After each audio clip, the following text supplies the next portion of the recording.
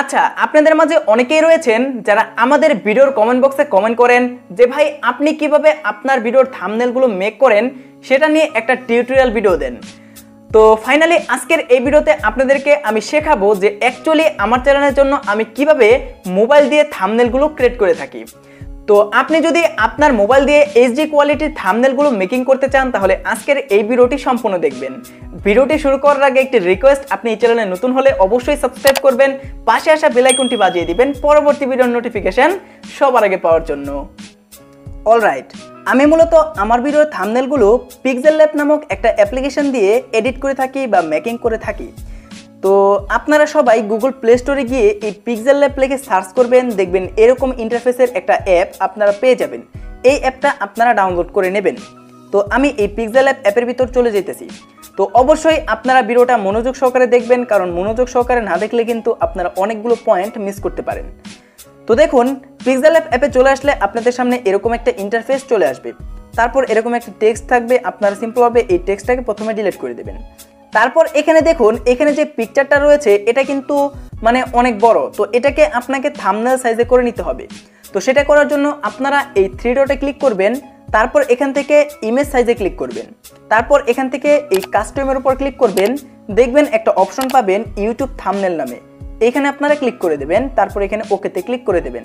দেখবেন এটা কিন্তু আপনার মানে থাম্বনেল আকারে হয়ে যাবে। তো তারপর এখান থেকে এটার কালারটা চেঞ্জ করার জন্য আপনারা এই 4th নাম্বার অপশনে ক্লিক করবেন, তারপর এখান থেকে কালারে ক্লিক করবেন। তো কালারে ক্লিক করার পর এখান থেকে আবার কালারে ক্লিক করবেন, দেখবেন আপনারা এখান থেকে হিউজ পরিমাণ কালার পেয়ে যাবেন। তো আমি এখান থেকে ব্ল্যাকটা সিলেক্ট করে নিতেছি। তো তারপর এখান থেকে ওকেতে ক্লিক করে দেবেন। তো দেখতেই পাচ্ছেন আপনার ব্যাকগ্রাউন্ডটা হয়ে গেল। এখন আপনাকে আপনার যে কোনো একটা ফটো সিলেক্ট করতে হবে, এছাড়া আপনাকে কিছু টেক্সট অ্যাড করতে হবে, তাই তো? তো এখন আপনারা যদি ফটোটা সিলেক্ট করতে চান তাহলে এখানে এই 3 নাম্বার অপশনে ক্লিক করবেন, ইম্পোর্টে ক্লিক করবেন। সো ইম্পোর্টে ক্লিক করার পর আপনার গ্যালারিতে নিয়ে চলে যাবে। তারপর এখান থেকে আপনি যেই ফটোটা সিলেক্ট করতে চাইতেছেন সেই ফটোটা আপনি সিলেক্ট করে নেবেন।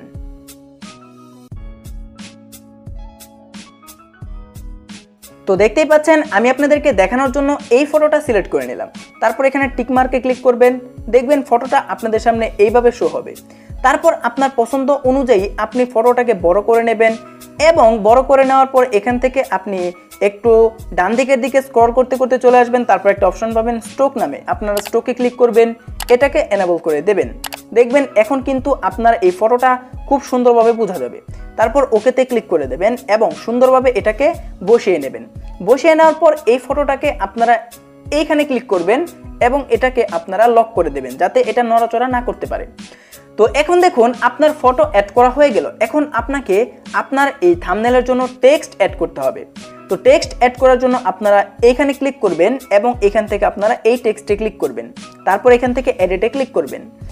তো এডিটে ক্লিক করার পর আপনি যা লিখতে চান, মানে যেটা মন চায় আপনি সেটা লিখবেন, মানে আপনি যেটা লিখতে চাচ্ছেন। তো এখান থেকে দেখুন আমি লিখে নিলাম ইউটিউব। তো এখন দেখুন এই টেক্সটটা কিন্তু একটু মানে সাধারণ লাগতেছে।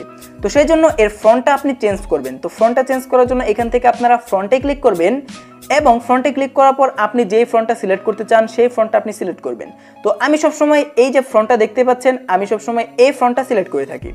তো সিলেক্ট করার পর এখান থেকে ওকেতে ক্লিক করবেন, দেখবেন এটা কিন্তু একটু আধুনিক হবে আর কি, বা একটু স্মার্ট হবে। তো এখন আপনারা এই ফন্টটার ব্যাকগ্রাউন্ড অ্যাড করবেন। তো ব্যাকগ্রাউন্ড অ্যাড করার জন্য আপনারা ব্যাকগ্রাউন্ডে ক্লিক করবেন এবং এটাকে এনেবল করে দেবেন। তো তারপর এখান থেকে আমি সবসময় মূলত রেড কালারটা সিলেক্ট করে থাকি। তো রেড কালারটা সিলেক্ট করার পর আপনি আপনার প্রয়োজন মতো এখান থেকে এটা নিয়ে নেবেন। নিয়ে নেওয়ার পর এখান থেকে আপনারা দেখবেন রেডিয়াস নামক একটা অপশন রয়েছে, রেডিয়াসটা আপনারা 10 পর্যন্ত রেখে দেবেন।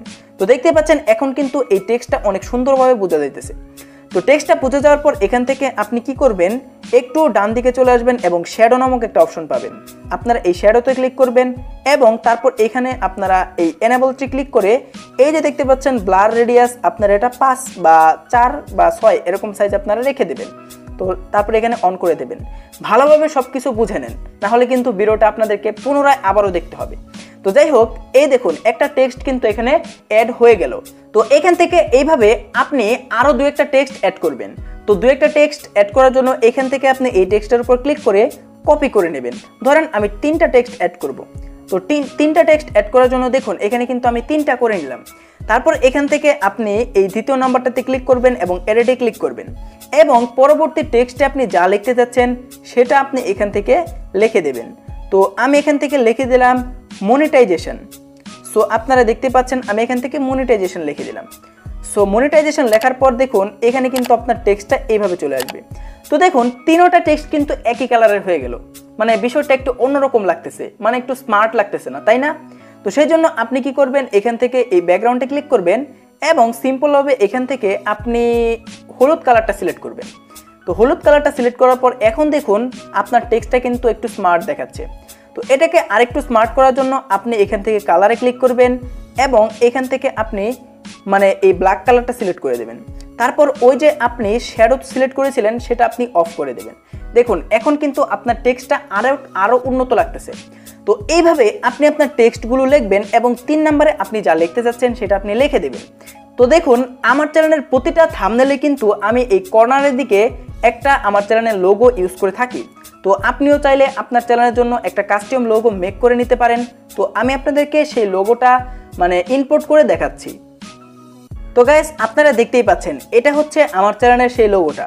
তো এই লোগোটা আপনারা নিয়ে নেওয়ার পর এটাকে আপনারা ফুল করে দেবেন, দেখবেন লোগোটা কিন্তু আপনার থাম্বনেলের একবারে ঠিক পজিশন মতো বসে যাবে।